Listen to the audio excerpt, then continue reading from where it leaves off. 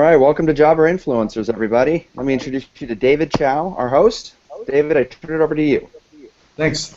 Thanks everyone for joining today. We have a really exciting guest today that we're going to be talking about the third episode, and we're still really talking about consumerism, especially in healthcare. But today I really wanted to bring Andrew Richards from RealDX, where they're going to talk about their product and the main differentiator. So, Andrew, welcome. Why don't you give me a brief overview of what you guys are doing and just educate myself and the audience on what's going on in your neck of the woods. Sounds great. Thank you, Dave. I'm glad to be here. So RealDX. So we started out as an education company with our focus on using clinical video to help educate providers and patients just kind of about the medical experience. Our co-founder, David Spira, was taking a camera into the patient diagnosis encounter and was noticed that when that happened, that doctors quit staring at their EHRs and quit staring at their laptops and actually communicated with the patient. And when the patient and the doctor connected again, you know, medicine got better and the patients cared, the doctors cared, everything got a lot more improved.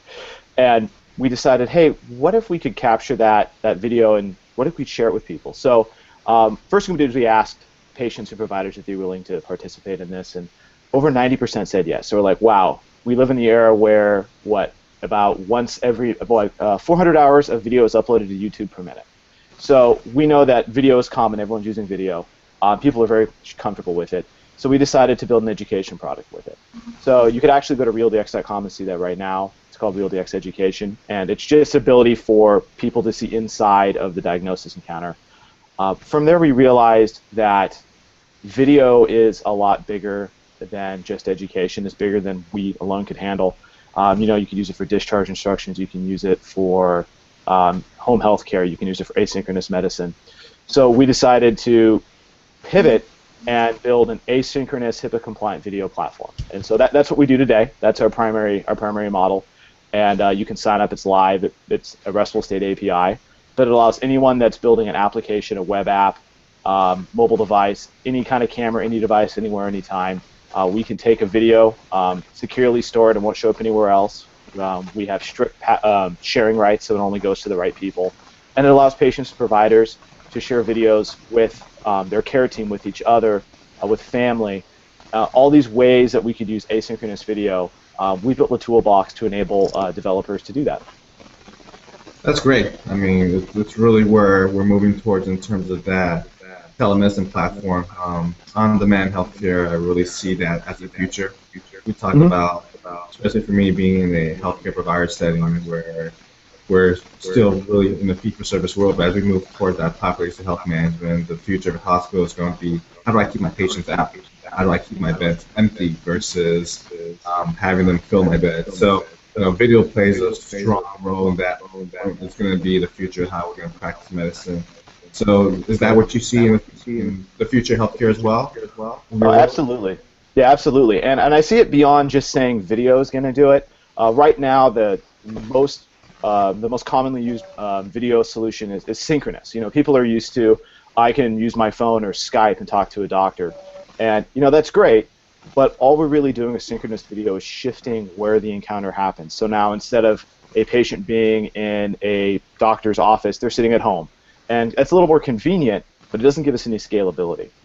And as we talk about population health, we talk about, you know, more and more people needing health care, and a lot of the need of health care isn't urgent, got to come in right now and take care of it.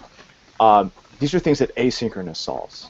You know, and that's the direction we went, is that capturing a video and sending it to a doctor or a triage nurse, anybody that can help care for you, that doesn't need to respond within, it doesn't have to be instantaneous. They can respond to you 20 minutes later, an hour later, when they have time.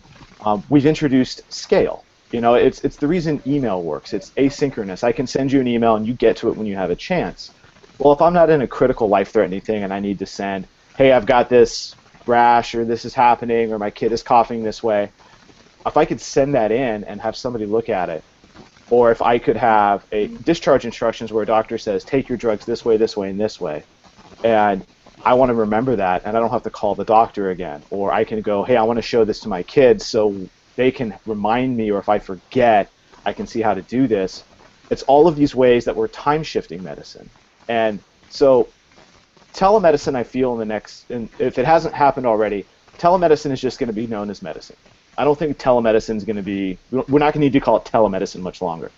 And the shift is going to be not just from synchronous, but asynchronous I feel is going to be one of the huge parts of that, to allow shifting and time shifting and greater population health and stuff like that, where everyone can work together. Yeah, that's a great point in terms of putting together that telemedicine is going to be medicine. I think that's a great line in terms of where it's headed. In terms of, really haven't seen any other products similar to yourself. I think you have a great competitive advantage in that space right now. One of the biggest challenges that I see from a technology executive across the board is integration. I think that's always the biggest challenge. How is this going to be integrated with our enterprise platform? Can you touch a little base on what you guys are working on in terms of that integration back to the enterprise platform, and how are you going to solve that problem? Yeah, absolutely. So one of the, well, I'll back this up. As CTO, I really hate dealing with really poorly designed software and tools. And we really worked hard when we architected the platform, which we call it the MedVideo platform, medvid.io. So RealDX is the company. The API platform is called MedVideo. So when I talk about that's what I'm referring to. So when we built the MedVideo platform, our goal is to make it as platform and language agnostic as possible, knowing that no two enterprise solutions are going to be the same. So the way we architect is the code is RESTful state. It uses industry standard JSON calls. We use XML. We use pretty much any existing federated services and identity access management solution. So I can go to any enterprise, and if they're using any industry standard way of tracking their users, tracking their accounts, tracking their security, we just piggyback on top of that. So we can plug into security systems that are already established. Our code does not require you to download a dev kit, does not require you to download a reference or a library. You just make a couple API calls, and you can use any language, any platform to do that. The technology is designed to use any camera, any device. So iOS, Android, webcams. If you can capture a video object, we can handle that, and then we can prepare it to play on any device anywhere. We even have EMTs right now that are capturing videos using GoPros and pushing them into our system. So we really wanted to make our platform easy to use and seamless to integrate, because we are component technology. A lot of people are using MedVideo, a lot of people are going to be using MedVideo, and they're not going to know it. You could be using an asynchronous app and have no idea that behind the scenes our technology is delivering that video solution. And that's fine, but we knew that building the platform, that's what probably was going to happen. Yeah, I mean, that's great. That's a great design, and I love the fact that it's all leveraging APIs. I think that's one of the biggest pieces that we're missing in healthcare in general. You don't see too many folks developing APIs, and that's due to the fact that most of these enterprise applications are legacy applications. Some have been built on months, some are built on COBOL. So, I mean, you know what we're talking about. So you know the one that we're talking about these days. And I mean, so the challenge is how do we move past that, from that mentality to that new vision, that new version, and it's a great thing that you guys are putting together. Yeah. So one last thing you want to share, just one last comment for the audience, in terms of what's going to happen in terms of the disruption in healthcare. Where do you see ahead, in addition to just being that telemedicine? Where else do you see going on?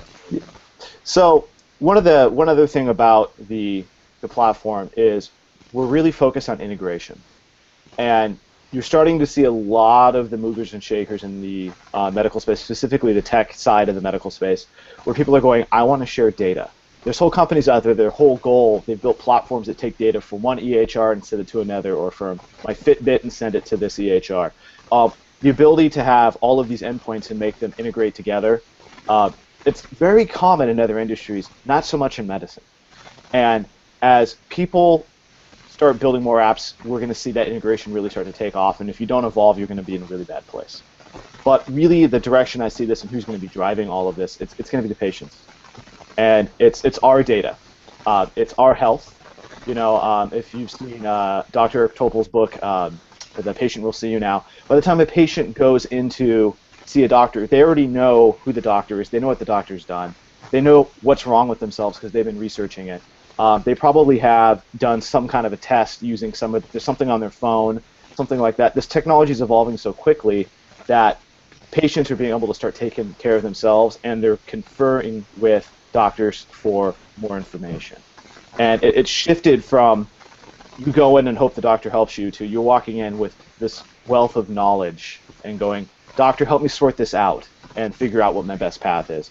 And as more and more patients shift to that, you know, we're going to see apps, technologies, and expected care align with that.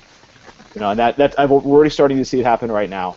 And really, it's, you know, one of my partners says that the patients are running the asylum now, and the sooner we all figure that out, the better. Yeah. So I really see that's the direction we're headed. Yeah, and you know, do you see culture playing a big fit? You know, one thing that I've seen, and I agree with you 100%, where the most popular doctor these days is probably Dr. Google. You know, we do it all the time, right? For better or worse, but yeah, absolutely, yeah. But I you know, what I've seen lots of, even on the medical center side, you know, lots of physicians are really resistant, and you know, that cultural barrier is a big challenge. So I think that's going to drive a lot of the behavior. Hopefully, it'll change behavior, but I think that's going to be a big barrier. But I, you know, completely agree. That's where it's going to be headed towards, because by the time a consumer enters into the healthcare market, we know exactly what we want. The days of going to the doctor and waiting an hour and waiting for the diagnosis and waiting to get prescriptions. I mean, we're living in an on-demand world this day. So.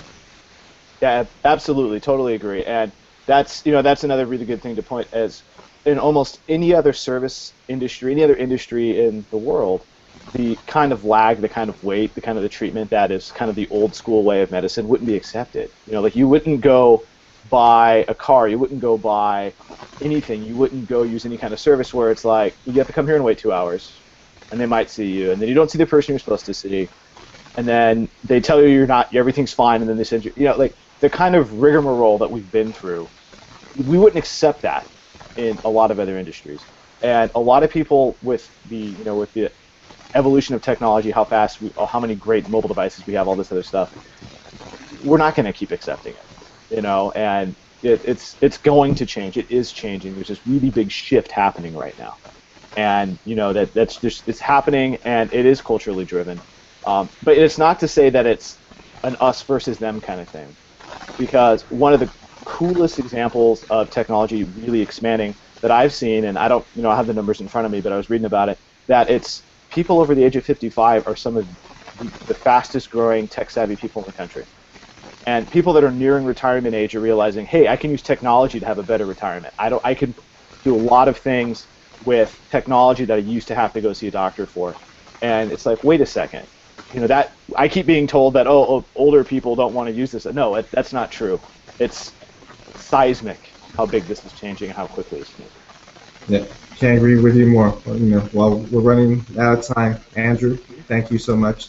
Thanks everyone for joining us. Great insight. You know, I'll be keeping up with your progress. Thanks, guys. Yeah. Thanks, David. Thanks, everybody.